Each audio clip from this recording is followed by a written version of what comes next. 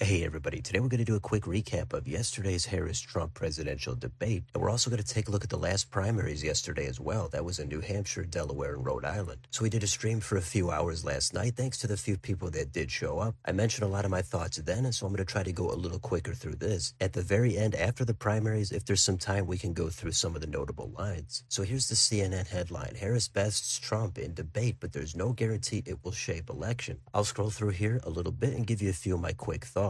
So that does seem to be the general takeaway. The poll I put up on my own stream also gave Harris the edge by a little bit. Was this anything close to dramatic like the last debate with Biden and Trump? No, not at all. I think Harris went into this with a lot more to prove. Trump, I thought, pretty much did what he does every time. He comes off as having a lot of confidence, he speaks with a lot of hyperbole, and he does take the bait way more often than he should. I don't think he melted down or anything, but he does get defensive when I don't think he needs to. He dodged some questions, notably on if he would veto a national abortion ban, also on January 6th, Ukraine, and I don't think he had a good answer on healthcare. Harris, on the other hand, did come in with more energy, and she put Trump on the defensive a little bit more often. At the very beginning, she tried to shake Trump's hand. That seemed a little bit awkward to me. I don't know what that was about. But like every politician, she also dodged some questions, most notably on the economy/inflation, and her flip-flopping on some positions such as fracking. So I think she delivered a decent enough performance, probably a little bit better than what some people were expecting. Trump was pretty much on par with what we were expecting. So the flash polls seem to indicate that Harris did a little bit better. How much is that going to matter in a couple of weeks or in a month from now? We don't know, but given how quick the news cycle has been this political season, it's hard to think it's going to have that much staying power, unlike the last debate, which was a complete game changer. This was not that, but this did give voters some insight into Harris if they were looking to see what she's all about. The last couple things I'm going to say is, in this debate, the best thing Trump has going for him is he's not the party in power. So Harris talking about moving on to the next generation, I think, is a good thing. However, she is the party in the White House. A lot of voters are totally dissatisfied and they want some change. So she can't really turn the page too much because she's technically in office. So I think that gives Trump an opening for anybody that looks like their lives are not better over the past 4 years. And finally, I'll say that Joe Biden, who really did not come up that often, he's still technically in office. And I think the fallout from his debate performance last time should have been brought up. Prior to that debate, we kept hearing how sharp Biden is, and it was kind of offensive to even bring it up. It wasn't until after that debate that Democrats started to turn on Biden. So I think that's an important topic that should have been brought up more. Harris was super close to Biden. So voters might want to know why she thought Biden was so sharp before that debate and then what's been going on the past couple of months. So those are some of my quick opening thoughts. You could also mention how Trump went at it with the debate moderators a couple of times. They did try to fact check him more than the other debate. There were a couple of notable lines they both had. Trump told Harris, "Quiet please," when he was talking. But the most notable line for me was probably when Trump was talking about the Haitian migrants eating pets. So I'm sure the Harris campaign is satisfied with her performance. Trump is always going to say he had the best debate ever. The reactions from his side are a little bit shakier. Hopefully there's another debate. We'll see if it happens. We'll come back to this and take a look at some more of the notable lines, but let's cover the primary results from yesterday. Let's start here in New Hampshire. We've got an open seat for governor, and the Democrats had some competition. The winner, though, was Joyce Craig with 48% over Cindy Warmington with 42%. Craig is the former mayor of Manchester, and she's considered the more establishment candidate. On the Republican side, the winner, as expected, former U.S. Senator Kelly Ayotte. She defeated Chuck Morse with over 63% of the vote. So it's going to be Craig and Ayotte going at it in a couple of months. I would say Ayotte starts off with the edge, but when you have these late primaries, who knows what could happen in such a short amount of time. In the 1st Congressional District, this is held by Democrat Chris Pappas. He only had token opposition. On the Republican side, it was very competitive. The winner is Russell Prescott with 26%. He ran previously but lost in the primary. He's got experience on the Executive Council and the State Senate. He's going to take on Pappas, and I would say Pappas has the advantage, but this is much more competitive than the 2nd District. And in that district, that is actually an open seat. For the Democrats, they had a primary, and Maggie Goodlander was the winner. She beat Colin Van Ostern with about 64%. This is yet another loss for Van Ostern. He previously ran for governor and Secretary of State and also took losses. On the Republican side, the winner was Lily Tong Williams. She won with only about 36%, so she's going to face Goodlander, and Goodlander is easily the favorite. If you want to take a look at the State Senate or the State House, it's right here. And then down at the bottom, we've got the Executive Council. So there are some potentially important races here to determine the balance of power. Let's move on to Delaware. The big race here is for governor. It's an open seat. The winner for the Democrats is Matt Meyer with 47%. He's the county executive of Newcastle, and he beat Lieutenant Governor Bethany Hall Long. It's considered a bit of an upset, although Hall Long did have some discrepancies with campaign finance. So Meyer is going to face Republican Mike Ramone in the general election. Ramone had little competition, and he is considered the more moderate candidate. The This is a blue state, so Meyer is easily going to start off with the major advantage. But again, it's an open seat and it's a late primary. If something is going to develop here, it's going to be later on in October. Under that, we've got Lieutenant Governor and then the at-large congressional district. This is an open seat, and the winner here for the Democrats is Sarah McBride with about 80%. On the Republican side, the winner is John Whalen with about 56%. McBride again is going to start off with the advantage, but we'll see what happens. And down here all the way at the bottom, if you're looking to see what outgoing Governor John Carney is up to, he ran for mayor of Wilmington.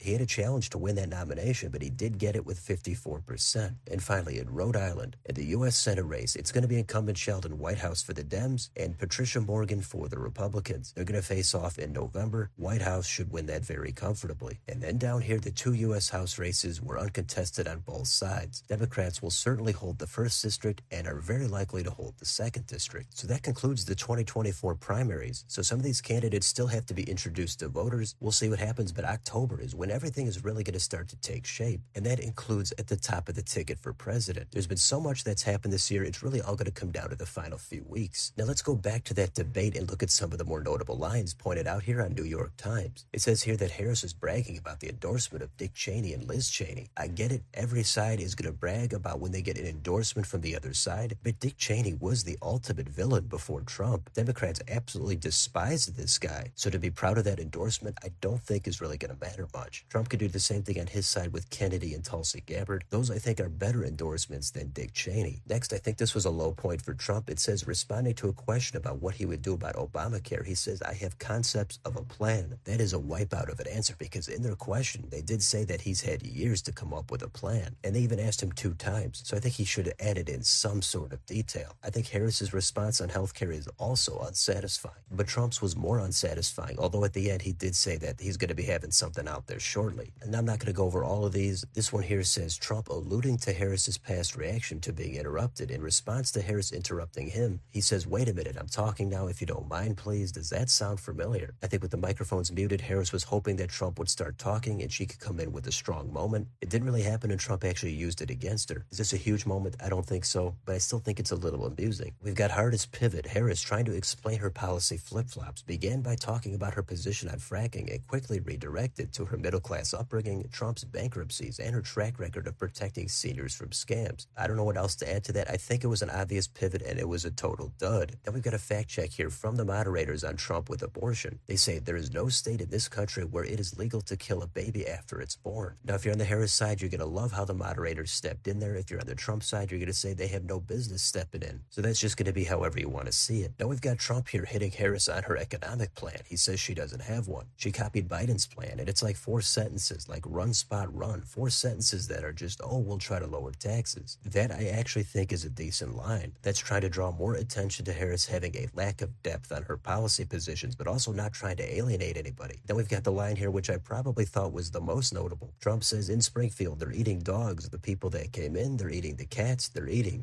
the pets of the people that live there. That's a story that has made the rounds recently. The moderators again have stepped in against Trump there. So I'll leave that up to you to decide how big of a story that actually is. Trump on January 6th says, I had nothing to do with that other than they asked me to make a speech. Trump was weak in that response. He's been asked that question many, many times. I'll give him credit on not really changing his tune, but I think that kind of a response might not be helpful to voters that are undecided. Then we've got Harris hitting Trump on his rallies. It says, what you'll also notice is that people start leaving his rallies early out of exhaustion and boredom. Trump then responded that she has to have people bust into her rallies. But I think Trump took the bait there. He's always going to defend stuff like that that reflects on his self-image. But at the same time, Trump is also known to have some pretty massive crowds, so I don't know where exactly she's coming from there. How about wildest sounding attack line that was basically true? Trump says Harris wants to do transgender operations on illegal aliens that are in prison. I think the substance here again is hitting Harris on her changing positions, and when it comes down to things like this, I don't think she gives the greatest response. Then we've got Trump talking about Biden, saying he spends all his time at the beach, and later saying that Harris should get him out of bed. I don't think Biden was really brought up all that much. Toward the end, Harris told Trump that he's running against her, not Biden. That line I thought was overly defensive, given I think Biden was barely directly brought up, and plus she's the VP of Biden. I think it's perfectly fair to have brought up Biden at least a couple of times. Anyway, there's a few more things on here. Everybody's going to have their favorite lines, the ones they thought landed pretty good, the ones that they think flopped. It usually depends on how you want to look at it, but this was a far different debate than the one with Biden. Maybe everybody had their expectations low. Harris seems to come out with the edge. Who knows if it's going to last or what's going to happen in the final few weeks. weeks. But I'm going to leave it there for now, so let me know in the comments, what did you think about this presidential debate? Do you think Harris totally dominated, or do you think Trump did pretty well? What were your favorite lines from this debate, and do you think anything is actually going to change? And also, how about any of the results from those primaries? Let me know down below. On your way out, don't forget to like, share, and subscribe. Join if you'd like to help support the channel. Thank you for watching. I'll see you next time.